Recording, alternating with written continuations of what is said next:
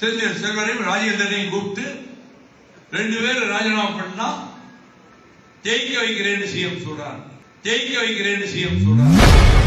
Full Moon காலை 9 மணியிலிருந்து இரவு 12 மணி வரை ஜூன் 29 ஒரு நாள் மட்டும்.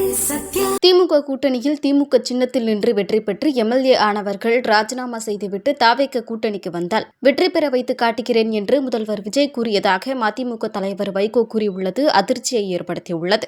சீர்காழி எம்எல்ஏ நேற்று காலையில் அவரையும் செந்தில் செல்வரையும் ராஜேந்திரனையும் கூப்பிட்டு 2 பேரும் ராஜினாமா பண்ணா ஜெயிக்க வைக்கிறேன்னு சிஎம் சொல்றார்.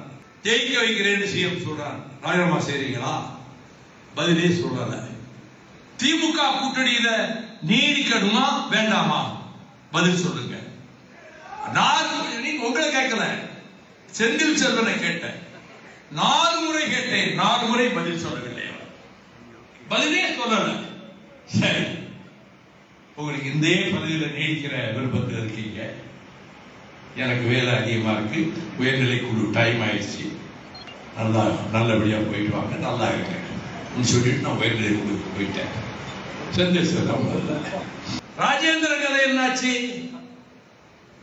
சின்ன வயசுல மாணவ பருவத்துல கூட இருந்த தம்பி, 45 வருஷமா அவன் உயிராக நேசிக்கிற தம்பி, அவர் நேற்று மத்தியானத்துக்கு மேல போனுக்கு வரல. உயர்நிலை குழுல பேசுறப்ப 5 நிமிஷம் போச்சு, அது தனியா பேசுறோம்னா வரல.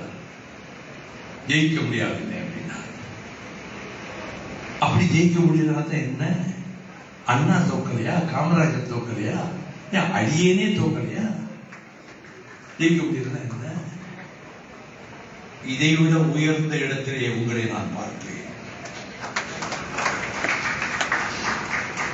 இது அது சரியா வராது சொல்றப்படி யோசிக்கிறேன் போயிட்டாரு. போன் ஆஃப் பண்ணிட்டாரு, ரூமை கூட்டிட்டு போயிட்டாரு.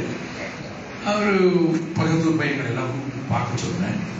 சுதா சுப்பிரமணியத்துக்கு பாலசுப்ரமணியம் சொன்னேன், அவர் பார்க்கல. செய்திகளை உள்ளது உள்ளபடி தெரிந்து கொள்ள ரெஃப்ளெக்ட் நியூஸை சப்ஸ்கிரைப் பண்ணுங்க.